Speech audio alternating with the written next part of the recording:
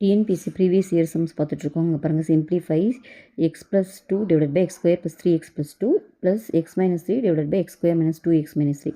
கீழே இருக்கிறது பார்த்தீங்கன்னா குவாட்ராட்டிக் ஈக்குவேஷனுங்க. இதை வந்து நம்ம ஃபேக்டரைஸ் பண்ணி எழுதுனா தான் இதை வந்து சிம்பிளிஃபை பண்ண முடியும்.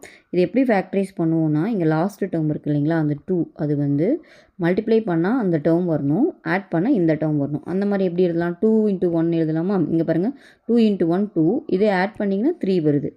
அப்போ இந்த ஃபார்மேட்டில் தான் எழுதணும். அப்போ இது குவாட்ராட்டிக் ஈக்குவேஷனில் 2 ஃபேக்டர் இருக்கும். மேலே வந்து எக்ஸ் ப்ளஸ் 2 இருக்குது. கீழே எப்படி எழுதலாம்னா, இப்போது இந்த பாருங்கள், எக்ஸ் ப்ளஸ் 2 ஒரு டேர்மு, எக்ஸ் ப்ளஸ் 1 ஒரு டேர்ம். ஓகேவா? அடுத்து செகண்ட் டேர்ம், இதையும் அதே மாதிரி ஃபேக்டரைஸ் பண்ணணும்.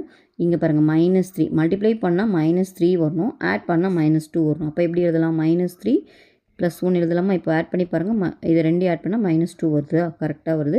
மல்டிப்ளை பண்ணால் 3 வருது. அப்போது ஃபேக்டர் பார்த்தீங்கன்னா ஒன்று -1 -3, இன்னொன்று +1. இது எப்படி எழுதுவோம்னா, எக்ஸ் மைனஸ் 3 டிவைடட் பை கீழே 2 ஃபேக்டர் என்ன, ஒரு ஃபேக்டர் என்னென்னா எக்ஸ் மைனஸ் 3. ஓகேவா? இன்னொரு ஃபேக்டர் வந்து பார்த்திங்கன்னா எக்ஸ் ப்ளஸ் 1. ஓகேவா? இதில் பார்த்தீங்கன்னா எக்ஸ் ப்ளஸ் 2வும் கேன்சல் ஆகிடும். இதில் எக்ஸ் மைனஸ் 3 கேன்சல் ஆகிடும். மீதி பார்த்தீங்கன்னா 1/x + 1 ப்ளஸ் 1/x + 1ன்னு இருக்கும். ஓகேவா? இப்போ கீழே டினாமினேட்டர் ரெண்டும் சேமாக இருக்குன்னா மேலே இருக்கிறத ஆட் பண்ணலாம். அப்போது 2/x + 1ன்னு வரும். ஓகேவா? அப்போ இந்த சம்மோட ஆன்சர் வந்தால் 2/x + 1. அதுதான் இந்த சம்மோட ஆன்சர். ஓகேவா? தேங்க்யூ.